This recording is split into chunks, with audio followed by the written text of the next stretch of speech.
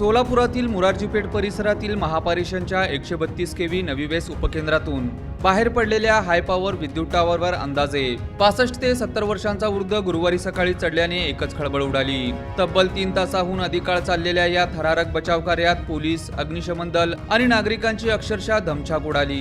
अखेर काही धाडसी तरुणांनी जीवाची पर्वा न करता टॉवरवर चढून वृद्धाला पकडले आणि सुखरूप खाली आणले। सकाळी 11 वाजण्याच्या सुमारास एक वृद्ध व्यक्ती विद्युत टॉवरवर चढल्याचे काही नागरिकांच्या निदर्शनास आले। तरुणांनी तातडीने शेजारील महापारेषण उपकेंद्रातील अधिकाऱ्यांना याची माहिती दिली।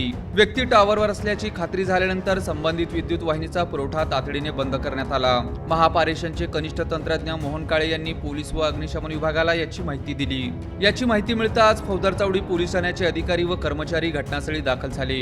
पोलिसांनी टॉवरवरील वृद्धाला खाली येण्याची विनंती सुरू केली। काही वेळात अग्निशमन दलाचे पथकही दाखल झाले, मात्र वृद्ध कोणाचेही ऐकण्याच्या मनस्थितीत नव्हता। तो कधी टॉवरच्या एका बाजूला तर कधी दुसऱ्या बाजूला तर कधी वर खाली अशी धोकादायक हालचाल करत असल्याने बचाव करायला अत्यंत कठीण झाले।